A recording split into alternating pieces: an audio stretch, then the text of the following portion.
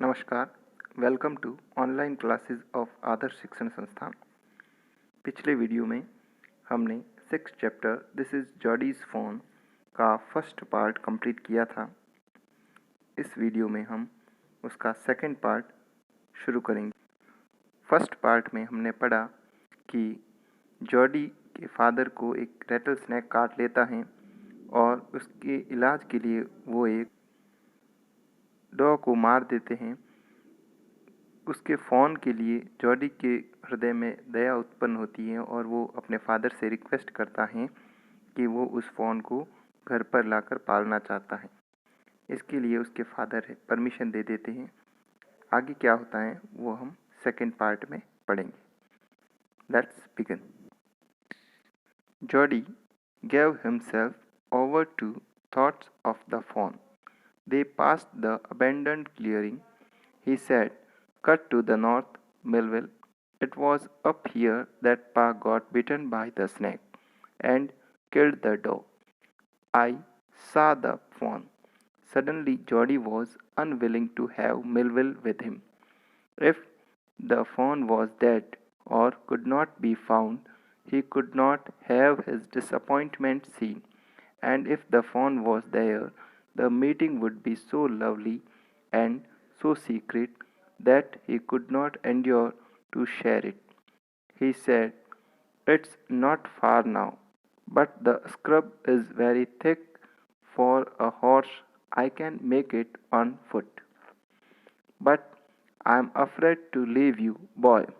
Suppose you got lost or got bitten by the snake too. I shall take care. It might take me a long time to find the phone. If he is wandered, leave me off right here." "All right, but you take it easy now. You know, north here and east. There and there. That tall pine makes a bearing. So long, Melville. I'm obliged." Jody gave himself over to thoughts of the phone. Jordi जो है वो उस phone के विचारों में खो जाता है।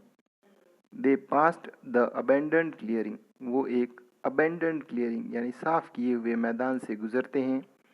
ही said, "cut to the north Millwheel", और वो मिलविल से कहता है यहाँ से नॉर्थ की तरफ, उत्तर की तरफ मुड़ो। "It was up here that pa got bitten by the snake", यहीं ऊपर पा को स्नैक के द्वारा काटा गया। "And killed the dog and I saw the fawn", और यहीं पर उन्होंने डॉग को मारा और मैंने उस फॉन को देखा था। Suddenly Jody was unwilling to have Millwheel with him, अचानक से जॉडी मिलविल को अपने साथ ले जाने में अनविलिंग हो जाता है, अनिच्छुक हो जाता है।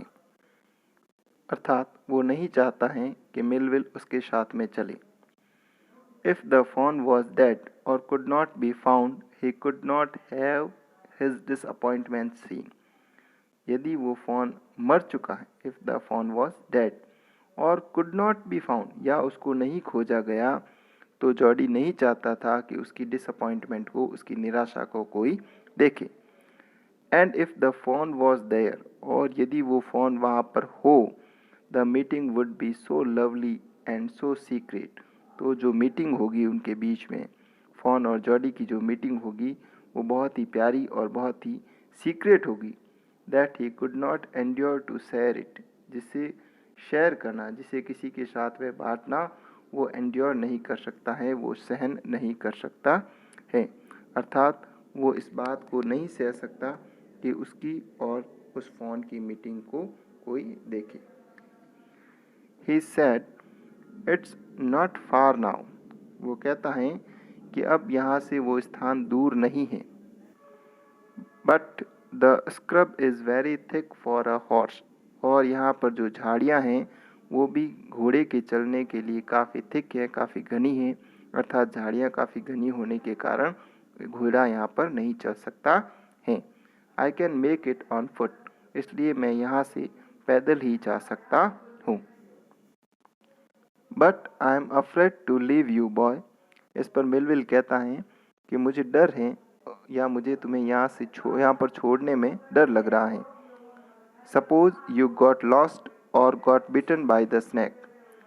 मानो कि तुम्हें यहाँ पर खो जाओ या तुम्हें भी कोई सांप काट ले तो मिलविल कहता है मुझे भाई इस बात का डर है कि मैं तुम्हें यहाँ पे अकेला छोड़ूं और तुम कहीं खो गए या तुम्हें भी किसी सांप ने काट लिया तो। इस पर जॉडी कहता है आई शैल टेक केयर, मैं अपना ध्यान रखूँगा। It might take me a long time to find the fawn, और उस फ़ोन को खोजने में मुझे काफ़ी समय भी लगेगा। इफ़ ही इज़ वंडर्ड, यदि वो कहीं पर भटक गया है तो उसे खोजने में मुझे काफ़ी समय लगेगा। Leave me of right here, आप मुझे यहीं पर छोड़ दो। इस पर मिलविल कहता है ऑल राइट, ठीक है, but you take it easy now, लेकिन तुम अब take it easy. Take it easy का मतलब होता है अधिक परिश्रम ना करना या अधिक श्रमपूर्ण कार्य ना करना। तो वो उससे कहता है कि आप ज़्यादा परिश्रम मत करना। You know north here and east, तुम जानते हो कि यहाँ पर उत्तर किस तरफ है और पूर्व किस तरफ है। तो इस पर जॉडी कहता है देयर एंड देयर, वो हाथ से इशारा करके बताता है कि भाई इस साइड में उत्तर है और इस साइड में पूर्व है। That toll pine makes a bearing, ये जो यहाँ पर लंबे लंबे देवदार के वृक्ष हैं, पाइन का मतलब होता है देवदार के वृक्ष, तो यहाँ पे जो लंबे लंबे देवदार के वृक्ष हैं वो मेरे लिए बियरिंग का काम करेंगे। बियरिंग का मतलब होता है दिशा सूचक यंत्र का काम करना, अर्थात यहाँ पर जो देवदार के वृक्ष हैं वो मेरे लिए दिशा सूचक यंत्र का काम करेंगे। तो जो मिलविल कहता है सो लॉन्ग, अच्छा तुम्हें काफ़ी देर लगेगी, काफ़ी लंबा समय लगेगा। तो इस पर जॉडी कहता है सो लॉन्ग मिलविल, हाँ मिलविल मुझे काफ़ी ज़्यादा समय लगेगा। आई एम ऑब्लाइज्ड, और मैं तुम्हारा आभारी हूँ। He waited for the sound of the hooves to end, then cut to the right. The scrub was still. Only his own cracking of twigs sounded across the silence. He wondered for an instant if he had mistaken his direction. Then a buzzard rose in front of him and flapped into the air. He came into the clearing under the oaks. Buzzards sat in a circle around the carcass of the doe. They turned their heads on their long, scrawny necks and hissed at him. He threw his bow at them, and then they flew into the adjacent tree. The sand showed large cat prints, but the big cats killed fresh, and they had left the doe to the carrion birds. He parted the grass at the place where he had seen the fawn. It did not seem possible that it was only yesterday. The fawn was not there. He circled the clearing. There was no sound, no sign. The buzzards clacked their wings, impatient to return their business. He returned to the spot where the fawn had emerged and dropped on all fours, studying the sand for the small hoof prints. The night's rain had washed away all tracks except those of cat and buzzards. He waited for the sound of the hooves to end. वो उन hooves अर्थात घोड़े के जो खुर होते हैं उनके साउंड का समाप्त होने की प्रतीक्षा की उसने, अर्थात जब तक घोड़ा और मिलविल वहाँ से चले नहीं गए तब तक वो वहीं पर प्रतीक्षा करता रहा। Then cut to the right, और फिर वो राइट की तरफ दाईं तरफ मुड़ा। द स्क्रब वॉज स्टिल, जो स्क्रब थी जो झाड़ियाँ थी वो काफ़ी स्टिल थी, काफ़ी शांत थी।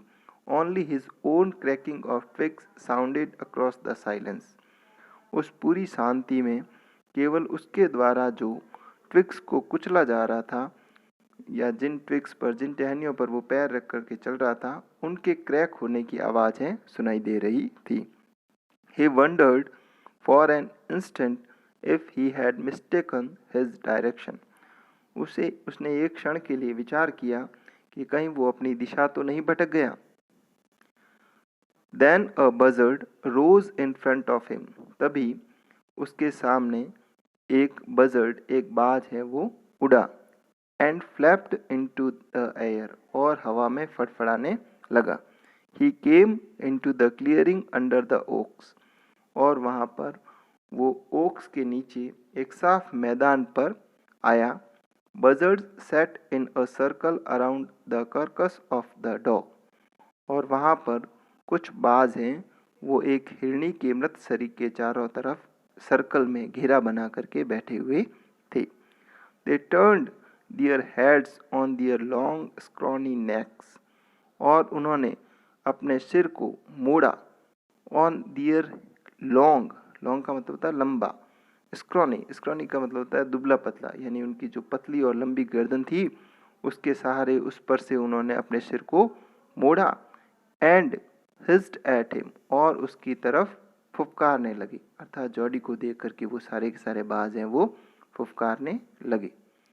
He threw his bow at them, और उसने भी अपनी जो बॉ थी, बॉ का मतलब होता है टहनी, उसके हाथ में जो टहनी पकड़ी हुई थी उसको उसने उनकी तरफ फेंक दिया।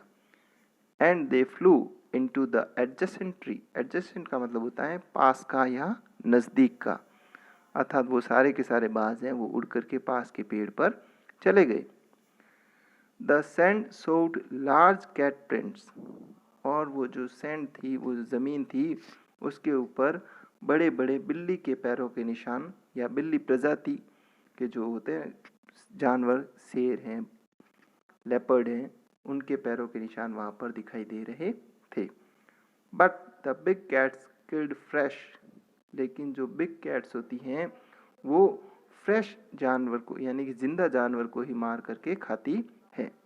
And they had left the डॉ टू द कैरियन बर्ड्स, और उन्होंने उस डॉ को कैरियन बर्ड्स के लिए, अर्थात जो सड़ा गला मांस खाने वाले पक्षी हैं उनको कैरियन बर्ड्स बोला जाता है, तो उन्होंने उस डॉ को कैरियन बर्ड्स के लिए छोड़ दिया था। He parted the grass at the place where he had seen the fawn. जिस स्थान पर उसने फॉन को देखा था उस स्थान को उसने ग्रास से हटाया करके वहाँ की सफाई की।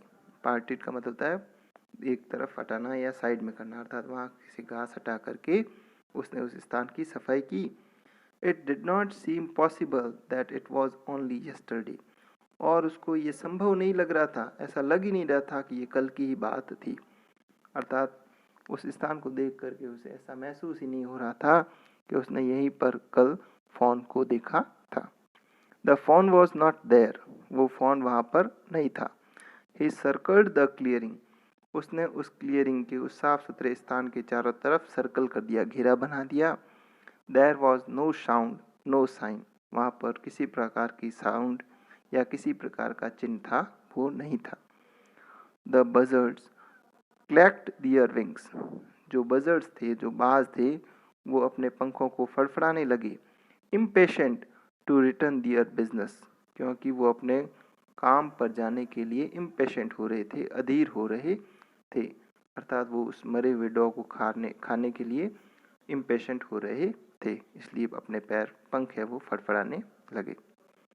He returned to the spot where the fawn had emerged, वो उसी स्थान पर लौटा जहाँ से वो फॉन इमर्ज हुआ था, अर्थात बाहर निकला था। And dropped on all force, और चारों पर गिर गया, अर्थात अपने हाथ और पैर के सहारे चारों नीचे टिका करके वो ज़मीन पर ड्रॉप हो गया।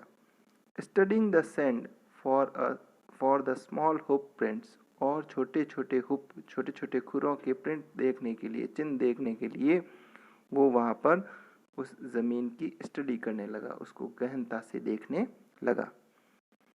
The night's rain had washed away all tracks, लेकिन जो रात में बारिश हुई थी उसने सारे के सारे चिन्हों को वॉश अवे कर दिया था, वहाँ से साफ कर दिया था। Except those of cat and buzzards, केवल बिल्ली और बाज के पैरों के निशान थे।